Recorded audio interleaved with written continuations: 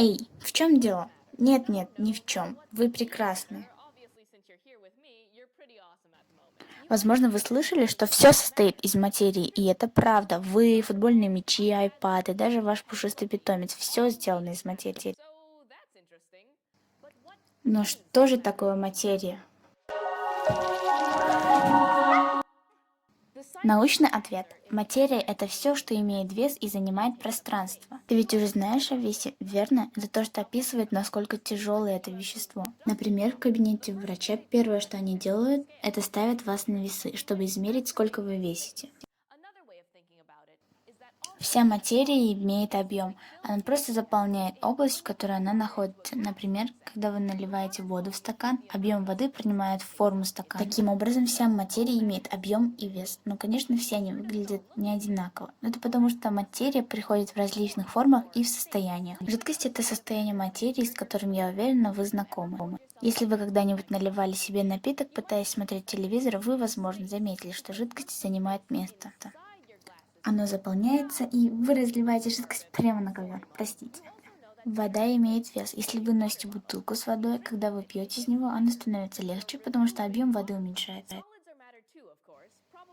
Твердые тела — это тоже материя, например, скалы, лед и футбольные мячи, также айпады, ваш пушистый питомец и даже каждый участник группы One Direction. И точно так же, как камни, все эти вещи имеют вес и занимают пространство. Теперь знаешь, что странно? Иногда материю нельзя увидеть и почувствовать. Как воздух, которым мы дышим. Воздух — это пример газа, третьего основного состояния материи. И я знаю, о чем ты думаешь. Как мы узнаем, что воздух или любой газ действительно существует, если мы не... Но мы можем доказать это, проведя эксперимент. Является ли воздух веществом? Потому что если это так, то он должен занимать место и иметь вес, верно? Чтобы увидеть, занимает ли воздух место, посмотрите на него.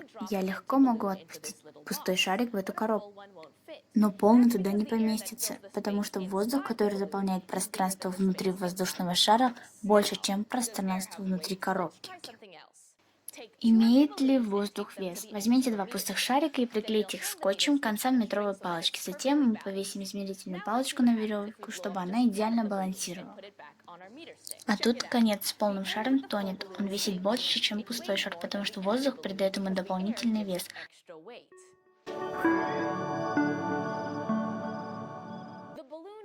Воздушный шар, наполненный воздухом, всегда будет весить больше, чем пустой, потому что воздух — это материя, а материя имеет вес и занимает пространство, будь это жидкость, твердое тело или газ. Итак, слушайте, в следующий раз, когда кто-то скажет вам, что это не имеет значения, вы можете сказать ему в лицо, что технически все имеет значение.